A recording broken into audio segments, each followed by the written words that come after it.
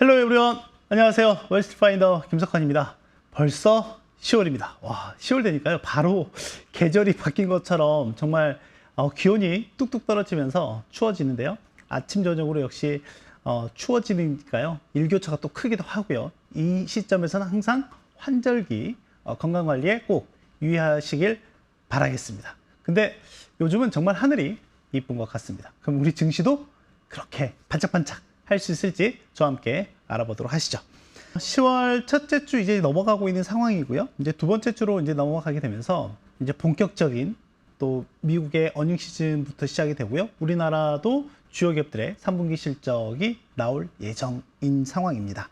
자, 그래서 한번 살펴보시면 일단 다음 주에는 어떤 경제 지표에 대한 부분들보다는 주요 일정들에 대해서 좀 더 눈여겨볼 필요가 있을 것 같다라고 하는 거죠. 일단 보시면 수요일에 FMC 의사록이 공개가 될 예정이고요. 그리고 기업단에서 보면 테슬라의 로보택시 데이 행사가 있을 예정입니다. 물론 이제 지난 3분기 차량 인도 대수를 10월 초에 발표했죠. 발표했는데 약간 시장 예상치에 좀 못 미치면서 주가가 좀 하락하는 모습을 좀 보이긴 했지만 여전히 시장에서는 이 로보택시 데이에 대해서 기대감을 가지고 있는 상황이다라고 하는 거죠. 그리고 이게 원래는 9월이었나요? 예, 이전에 이제 할 예정이었는데 한 달 정도 이제 좀 딜레이가 된 상황이라고 보면 될 것 같고요. 그리고 이제 JP 모건이나 웰스파고, 뭐 블랙록, 시티 이런 대형 은행주들을 시작으로 해서 3분기 어닝 시즌이 이제 본격화된다라고 보면 되겠습니다. 그리고 또 하나는 닐 카시카리 연준 총재나 뭐 쿠글러 연준 이사 등을 중심으로 해서 연준 위원들의 발언들이 계속 예정되어 있는 상황이다라고 볼 수 있겠고, 우리나라 한글날 휴장이 중간에 끼어 있습니다. 그리고 주요 경제 지표에서는 역시 물가와 관련한 데이터가 다음 주 후반부에 미국의 물가 데이터가 나올 예정이고요. 그리고 주말 지나가는 시점에서는 중국의 물가 또는 통화나 무역 수지와 같은 실물과 관련한 데이터들도 나올 예정이다라는 것까지 체크해서 보시면 되겠습니다. 자, 바로 가보도록 하죠. 자, 이제 보통 저희가 증시에서 계절성에 대해서 상당히 많은 얘기들을 합니다. 그리고 제가 이제 9월 전에 이제 들어오면서 9월 같은 경우에는 특히나 미국 증시에서 1년 12달 중에 가장 좀 약세의 흐름을 보인 장이다라고 말씀드렸고, 왜냐하면 그 전에 여름쯤에 썸머 랠리와 연말에 대한 연말 랠리에 대한 이런 기대감들이 있으면서 약간 기술적으로는 공백기가 있고요. 또 하나는 수급적으로도 보면 대충 이제 미국 같은 경우는 9월 말 결산이잖아요. 그리고 이제 10월부터 새로운 회계 연도로 들어가기 때문에 이제 이런 회계 연도에 대한 회계 연도가 변경이 되는 부분에서의 공백도 있다라고 보면 되겠습니다. 그래서 약간 수급적으로도 약화되는 시점이 바로 9월이다라고 보면 되겠고요. 이제 보시다시피 9월 같은 경우에는 5년 평균이든 10년 평균 전체적으로 보면 마이너스의 수익률을 보였지만 올해 9월은 어땠느냐? 좋았습니다. 보시다시피 2% 넘게 상승하는 모습을 보였고요. 물론 9월 초에 뭐 주요 지표들이 약간 둔화되는 모습을 좀 보이면서 경기 둔화에 대한 우려가 커지면서 증시가 변동성이 좀 확대되는 이런 모습을 좀 보이기도 했지만, 이걸 물가 데이터라든지 또는 실물 경제 데이터인 소매 판매와 산업 생산이라든지 또는 연준의 50bp 인하 결정이 나오면서 증시가 우상향하는 모습을 보였다라고 보면 되겠습니다. 그래서 9월 전체적으로 놓고 보면 전략 후강의 모습을 보였다라고 보면 되겠고요. 자, 그러면 이 기조가 앞으로 연말 랠리까지 이어지는지의 여부는 저희가 좀 더 지켜봐야 되겠고, 특히 이제 중요한 게 다음 주부터 본격적으로 시작되는 어닝 시즌이 되겠습니다. 자, 그리고 주요 자산별의 성과를 한번 살펴보면 일단은 원자재가 정말 좋았다라고 하는 거죠. 지금 이 블룸버그 상품 지수를 구성하는 원자재 주요 항목들이 쭉 있거든요. 한 20여 개 이상 들어가 있는데 이 중에서 가장 비중이 큰 게 일단은 뭐 아시는 것처럼 금이라든지 원유 이런 것들이에요. 금이나 원유인데 아시는 것처럼 원유는 유가는 약세의 모습을 보였고요. 금 가격은 상대적으로 강세의 모습을 보였죠. 특히 금 같은 경우가 단일 품목 비중으로는 한 18% 정도 비중을 좀 차지하고 있다 보니까 금이 계속 신고가 랠리를 가고 있는 상황이잖아요. 그래서 지난 9월에는 원자재가 정말 좋았다라고 하는 거고, 그리고 특히 막판에, 그러니까 9월 말미에는 뭐가 나왔죠? 중국의 경기 부양책 패키지가 공개가 됐습니다. 이 패키지가 어떤 내용이냐면 중국의 부양책 패키지가 일단은 하나는 통화 정책이에요. 그러니까 금리를 내려주겠다라고 하는 통화 정책과 그리고 또 하나는 중국 정부 단에서 돈을 풀겠다라는 이 재정 정책인 거죠. 그래서 이런 부분들이 어떻게 보면 증시의 강세 또는 원자재 가격의 강세를 이끌었다라고 볼 수가 있겠습니다. 자, 그런데 그 중국 증시가 9월 마지막 주간에 보면 급등을 했거든요. 네, 급등을 했는데 여기 보면 신흥국 증시 같은 경우는 상당히 좀 약세의 모습을 보였죠. 그러니까 중국 증시를 뺀 나머지 증시, 나머지 신흥국 증시는 좀 부진한 모습이었다라는 걸로 이해를 하시면 될 것 같고, 이런 부분들이 이제 실제로는 반영이 많이 안 되어 있는 부분도 있다라고 보면 되겠습니다. 다만 중국과 관련한 ETF들 같은 경우는 급등하는 모습들을 보였고요. 특히 나스닥에 상장돼 있는 골든 드래곤 차이나 지수 같은 경우에도 급등하는 모습들이 나왔다라고 보면 되겠습니다. 그리고 나머지 쪽에서는 부동산이에요. 뭐 부동산 같은 경우에는 아무래도 금리 인하에 대한 기대감이 이제 반영이 됐기 때문에 그렇다라고 하는 거고요. 다만 최근의 움직임을 보면 다시금 금리 인하가 단행이 됐던 시점에서는 미 국채 수익률, 특히 2년물을 중심으로 해서 낙폭이 좀 커지는 모습을 보였지만 최근에는 어떻게 나오고 있죠? 다시금 또 우상향하는 모습을 좀 보이고 있다라고 하는 것도 체크해서 보시면 좋을 것 같습니다. 자, 그럼 지금 미국의 경기가 어떠냐라고 하는 부분을 좀 저희가 봐야 될 것 같아요. 그걸 가장 좀 잘 보여주는 게 일단은 ISM에서 나오는 미국의 제조업 또는 서비스업 경기와 관련한 PMI 데이터라고 보면 될 것 같습니다. 자, 그러면 제조업 경기는 전반적으로 좋지 않은 상황이다라고 하는 거죠. 그리고 디테일한 부분들을 한번 살펴보시면 지난달과 좀 다른 모습이 좀 나왔거든요. 지난달 같은 경우에는 헤드라인이 전월 대비 좀 소폭 개선되는 모습을 보이긴 했지만은 안에 그 세부 항목들이 좀 부진한 모습들을 보였었어요. 그런데 이번 9월 데이터에서는 세부 항목들이 그럼에도 불구하고 지난달보다 개선되는 모습을 보였습니다. 그런데 그중에 이제 중요한 게 최근에 어찌됐건 시장은 고용과 관련해서 상당히 유심히 보고 있기 때문에 지금 제조업의 고용이 전월 대비 좀 둔화되는 모습을 좀 보였다라고 하는 거죠. 자, 그리고 산업별로 한번 살펴보면은 상당히 광범위한 산업 분야에서 수요 부진이나 수요 둔화에 대한 우려가 커지고 있다라고 하는 거예요.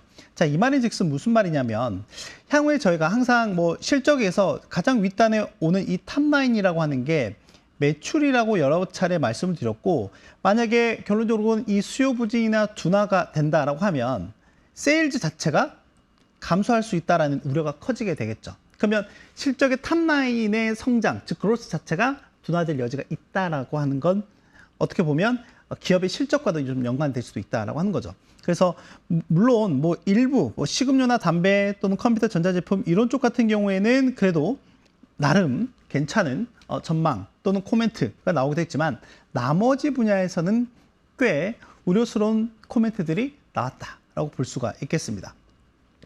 그래서 이 제조업 PMI 데이터를 반영한 미국의 3분기 경제 성장률 추정치가 이전에 3.1%에서 2.5%로 약 60bp, 즉 0.6%포인트 정도 둔화되는 모습을 좀 보였거든요. 자, 그런데 그 안에서 저희가 좀 봐야 될 게 뭐냐면 이 소비와 관련한 부분이에요. 자, 소비와 관련한 부분이 보면 지금 7월 말부터 3분기 경제 성장률 추정치가 계속해서 나오고 있는데 꽤 끈끈한 모습을 이렇게 보이다가 최근에 약간 이렇게 2회 연속 둔화되는 모습을 좀 보이고 있다라고 하는 거죠. 자, 물론 이제 앞으로 이제 반영이 될 이 서비스 PMI 데이터가 간밤에 나왔죠. 간밤에 나온 내용을 놓고 보면 자, 전체적으로 S&P에서 나오는 거는 이렇게 둔화되는 모습을 보였지만 ISM에서 나오는 건 이렇게 급등하는 모습을 보였습니다. 자, 그런데 여기서 중요한 게 계절성이라는 거예요. 자, 일단 말씀드렸던 것처럼 미국 같은 경우에는 9월에 이제 회계가 끝나고 이제 9월부터 또 신학기가 또 시작이 되죠. 그래서 첫 번째는 신학기라고 하는 이슈가 좀 있다라고 하는 거고, 자, 두 번째 같은 경우에는 아까 말씀드렸던 것처럼 회계연도에 대한 부분이에요.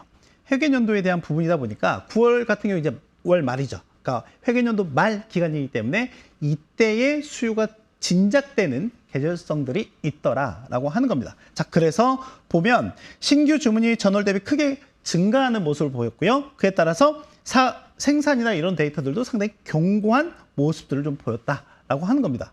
자, 그런데 디테일한 부분에서는 약간 주의해야 될 부분들이 있습니다. 자, 보면 일단 고용 같은 경우도 앞서 제조업과 동일하게 고용이 좀 둔화되는 모습을 좀 보이고 있더라라고 하는 거죠. 자, 지금 시장에서 가장 중요한 키 인디케이터는 고용이라고 말씀을 드렸어요. 그렇죠?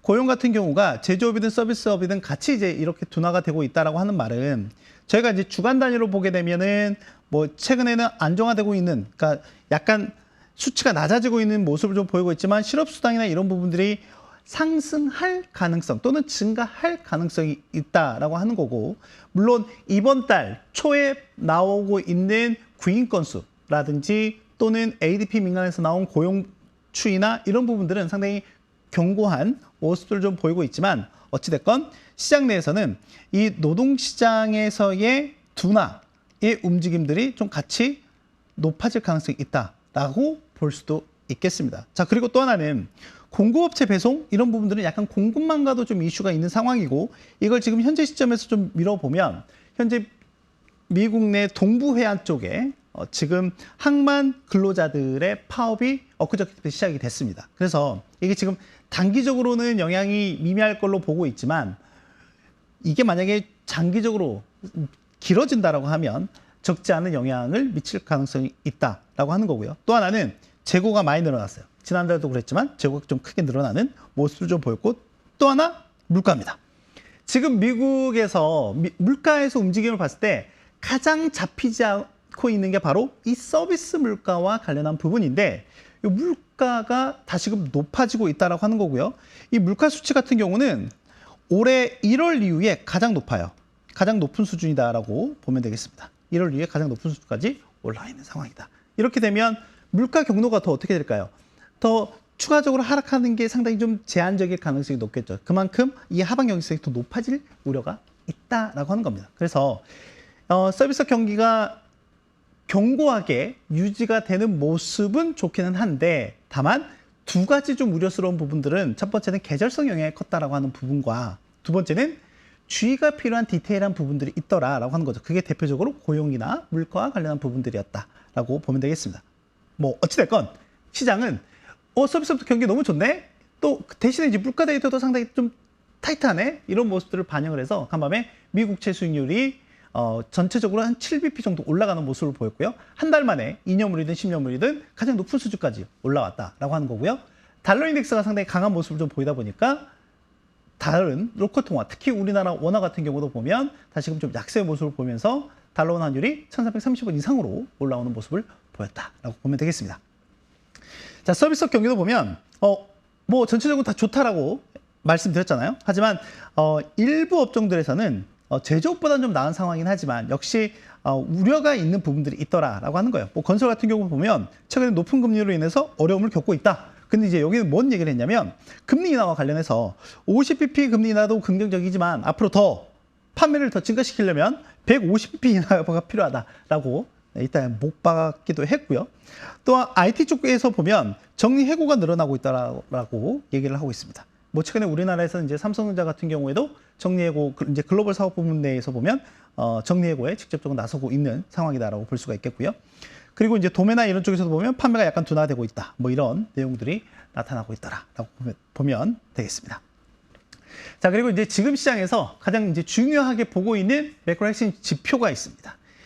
이제 그 지표들의 각각의 가격 움직임도 좀 중요하기도 하지만 그것보다 좀 더 중요한 거는 이 시장 자금의 동향이 어떻게 움직이는지 좀 봐야 될 것 같고, 실질적으로 지금 여기 있는 금이나 일본 엔화나 빅스나 유가 이런 것들 보면 시장에 대해서 가장 대표적인 지표들이기 때문에 여기에 대한 선물 시장에서의 원래 수요와 공급에 따른 그런 수요 말고 가격 말고 그 외적인 가격, 그러니까 투기적으로 이 자산에 대한 가격이 더 올라갈 것 같아 또는 떨어질 것 같아에 대한 베팅을 늘리느냐 줄이느냐에 대한 부분들이 있거든요. 그게 이제 바로 비상업적, 다른 말로는 투기적이라고 합니다. 네, 왜냐하면 우리가 이제 기본적으로 시장에서 가격이 결정이 될 때 방금 말씀드린 수요와 공급 외 요인이라고 하면 이걸 통해서 우리가 더 자본 차익, 즉 캐피탈 게인을 얻을 수 있느냐 없느냐에 대한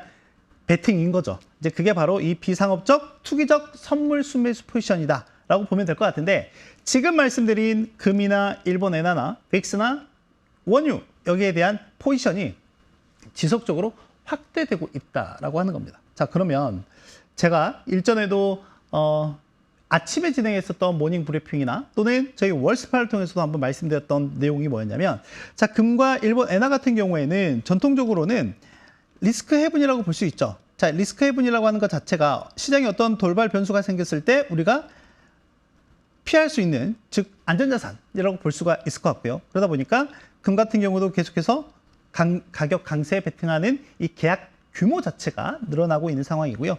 엔화 같은 경우에도 7월 이후 들어서 보면 이제 이때가 뭐였죠? 40년 만에 가장 약세를 보였던 구간이었고, 이후부터 계속해서 엔화 강세에 베팅하는 규모가 늘어나고 있는 상황입니다. 늘어나고 있는 상황이고요.